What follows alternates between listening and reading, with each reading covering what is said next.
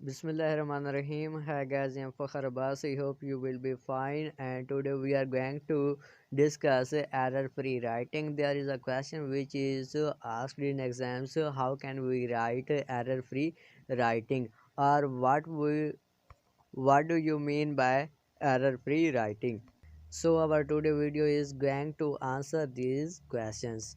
So let's we start our video without wastage of time. तो दोस्तों सबसे पहले है एरर फ्री राइटिंग। वो कहते हैं कि आप कैसे एरर फ्री राइटिंग लिख सकते हैं। By keeping and following these tips we can write error free writing. हम इन टिप्स को, इन पॉइंट्स को फॉलो करके एरर फ्री राइटिंग लिख सकते हैं, कर सकते हैं। तो वो टिप्स क्या हैं, आए हम इनको वन बाय वन डिस्कस करते हैं। तो पहले नंबर पर है always organise your idea thought before you pen them down on the paper. वो कहते हैं कि हमेशा अपने आइडियाज़, अपनी थॉट को ऑर्गेनाइज करें अपने पेन को पेपर पर लिखने से पहले। मीन्स पेपर पर स्टार्ट करने से पहले अपने आइडियाज़, अपने थॉट जो हैं उनको ऑर्गेनाइज करें, बाद में लिखना स्टार्ट करें। इसके बाद दूसरे नंबर पर है analyse your weak point that lead towards making mistakes. दूसरा पॉइंट है कि अपने वीक पॉइंट्स को एनालाइज करें, उनको जज करें जो मिस्टेक्स क्रिएट करने की तरफ ले जाते हैं, मीन्स जो मिस्टेक्स की वजह बनते हैं। तो इसके लिए क्या करना है, आपको आउटलाइनिंग करनी होगी। आउटलाइनिंग क्या है कि शीट के एक आखिरी पेज जो होता है उसके ऊपर सबसे पहले लिख दें आउटलाइनिंग, और फिर उसके बाद on a rough paper make outlining and sketching the headings. तो आउटलाइनिंग में क्या करना है कि आपने मेन हेडिंग्स जो हैं उनको लिखना है। आपने जो माइंड मैपिंग की होती है, जो ब्रेन स्टॉर्मिंग की होती है, उन सब को उस रफ पेपर के ऊपर पॉइंट्स बनाते जाना है, उन सब को लिखना है एक बार।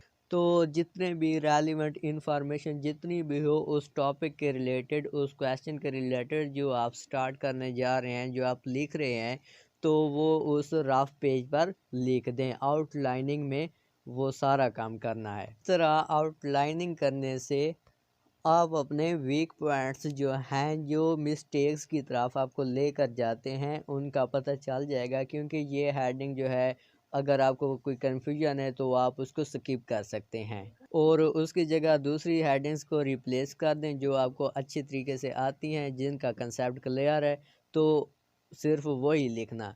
मीन आउटलाइनिंग का मकसद भी यही है कि रेलिवेंट जितनी भी इंफॉर्मेशन है उसको एक रफ पेज पर लिखें, फिर जो पॉइंट आपको अच्छे तरीके से आते हैं, जिनके कंसेप्ट क्लियर हैं, सिर्फ उनको लिखें, अदरवाइज एक्स्ट्रा जो है उनको स्किप कर दें। इसके बाद तीसरे नंबर पर है repetition of keywords. This should simply not happen. This simply should not happen. तो तीसरा पॉइंट ये है कि कीवर्ड्स जो हैं उनकी रेपिटेशन नहीं करनी। मीन बार बार कीवर्ड्स, कोई कीवर्ड जो है उसको बार बार यूज़ नहीं करना, रेपिटेशन नहीं करनी।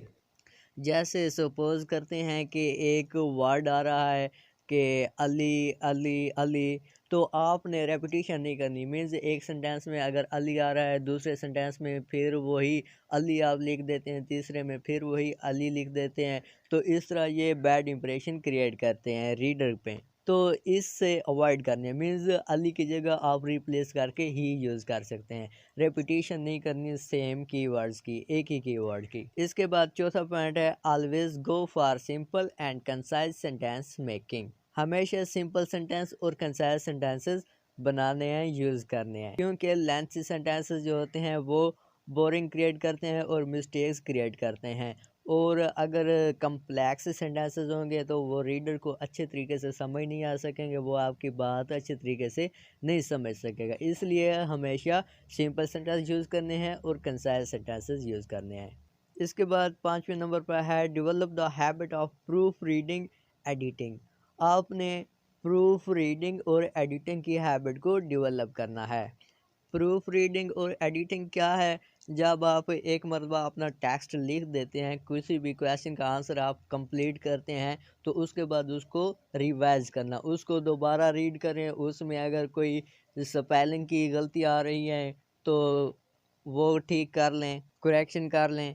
इसी तरह अगर कैपिटलाइजेशन का इशू आ रहा है तो वो ठीक कर लें। मतलब जितनी भी अगर कोई मिस्टेक आपने जल्दी में कर दी हैं या फिर हो जाती हैं लिखते वक्त, तो उन सब को रिमूव करना है एडिटिंग और प्रूफ रीडिंग में। और इसके बाद लास्ट पे 6 पॉइंट जो है, छठा पॉइंट जो है वो है best use of online grammar plagiarism checking tools. तो आपने बेस्ट यूज़ करना है प्लेजरिज्म का चेकिंग टूल जो है। प्लेजरिज्म क्या है? Plagiarism is replacing words meaning technique. Plagiarism जो है वो एक तकनीक है जिसमें हम वर्ड्स के मीनिंग को रिप्लेस करते हैं। मीन्स हम कोई भी वर्ड्स हैं उसके सिनोनिम यूज़ करते हैं।